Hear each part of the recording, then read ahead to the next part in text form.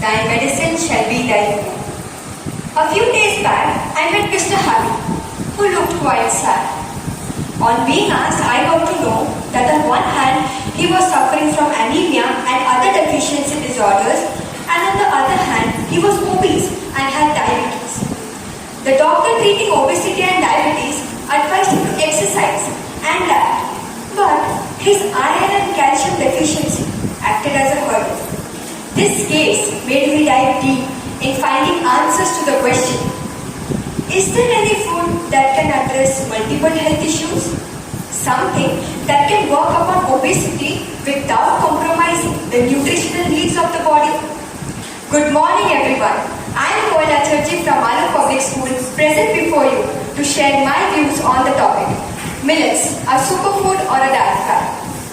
Millet is a collective term referring to a number of small seeded annual grasses cultivated as a grain crop. This chart shows us the balanced nutritional content of millets as compared to that of the regular grains. Although the Green Revolution initiated in the 1960s in order to increase the food production and alleviate the extreme poverty and malnourishment in India, it had a significant impact on the millet production. The shift towards modern agricultural practices and the promotion of rice and wheat led to the decline in the millets. But now, once again, millets have made a comeback with India's proposal and the UN's acceptance of celebrating the year 2023 as the International Year of Millets. The Government of India has launched a set of 7 sutras under the scheme, and they are mentioned above. P.V. Satish has pioneered the revival of millets in India. Do you recognize this person? Anyone? He is Dr. Khader Bali, the Millet Man of India.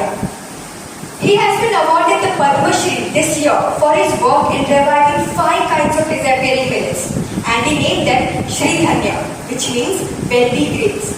All these 5 millets are positive millets.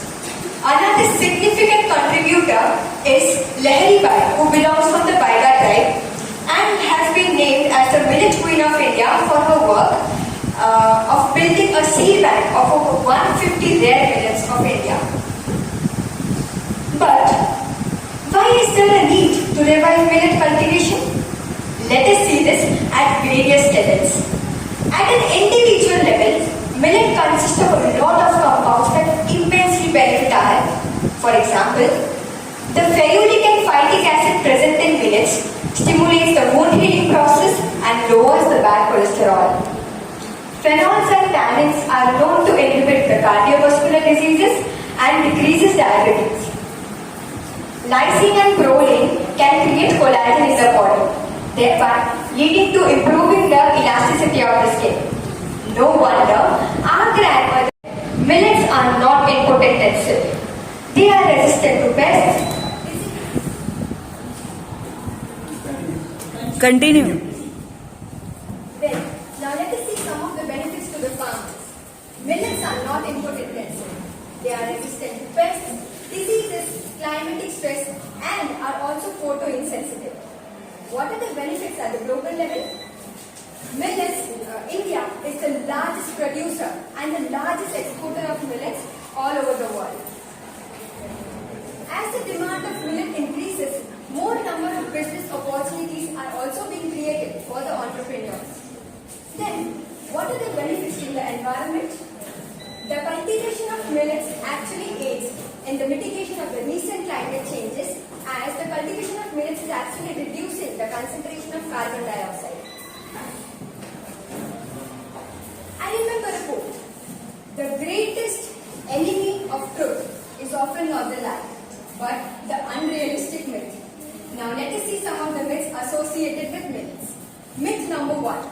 Cooking with millets is difficult and doesn't taste good. It's easier to blame the millet than the cook. But honestly, have you tried it?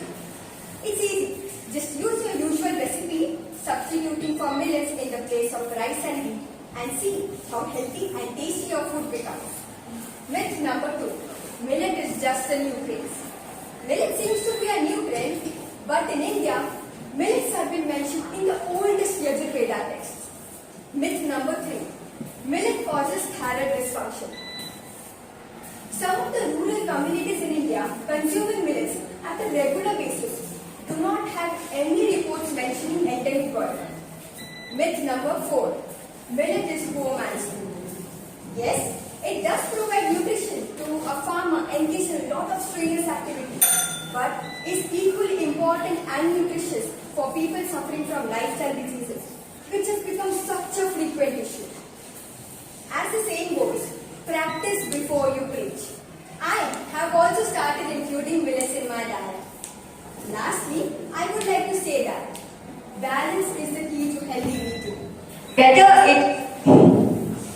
Whether it be work-life balance, balancing between dreams and reality, or be it food, including millets in your diet in a balanced and scientific manner is definitely going to help you in achieving good health. I strongly believe that millets is a superfood and not just a passing diet fad.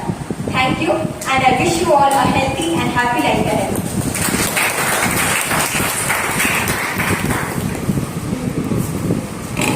Thank you, Gayan.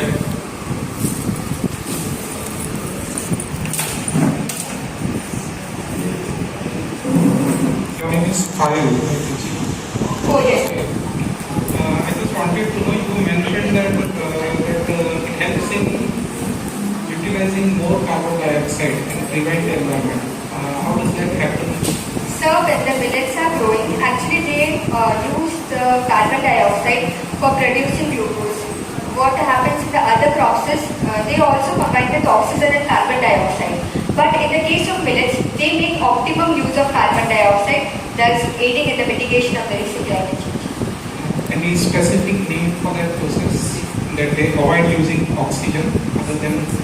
So these crops are known as C4 crops, but I don't know the name. Yeah, just one more question.